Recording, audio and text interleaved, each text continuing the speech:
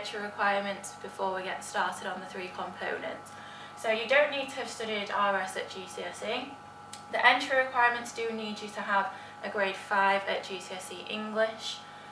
We are a 2-year course, so there will be 3 exams at the end of year 13. We don't offer AS in this.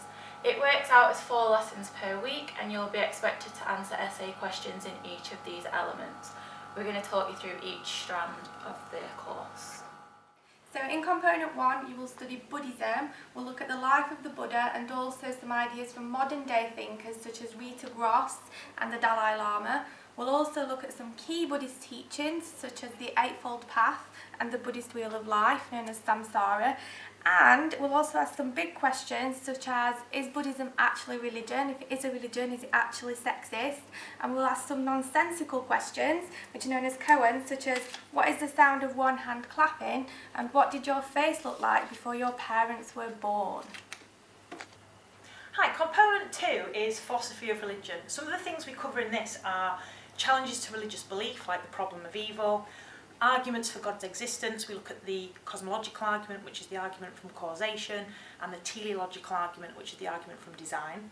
We also look at religious experience, miracles, visions, and whether or not they can prove if God's real or not.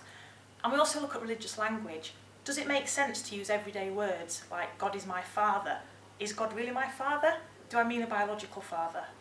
One of the main things about philosophy is looking at evidence. If someone believes they've seen God, but can't show him to anyone else, can they verify that? Can they prove he's real?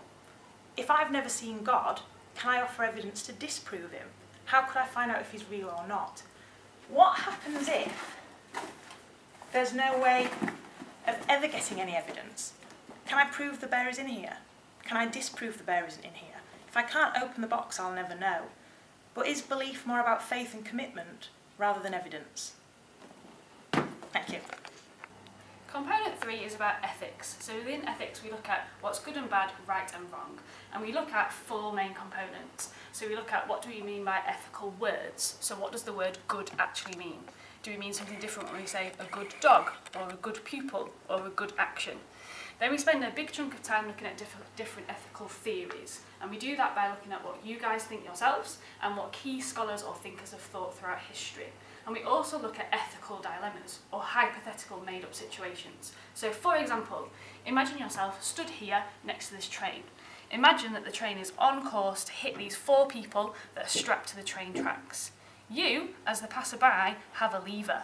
You could switch the lever and change the train to move and kill just 1 person. The ethical question here is, would you hit the lever? Similarly, a final thing that we look at is whether we are free to make those decisions, or if it's already been determined. So for example, this morning, I hit snooze on my alarm about 10 times, feeling a bit sleepy. Was I free to make that decision, or had something or someone already determined that I would do that? So that's the 3 components that we look at in A-level religious studies. Hopefully that sounds interesting, and it can lead on to many different things. Great transferable skills for lots of jobs or future study.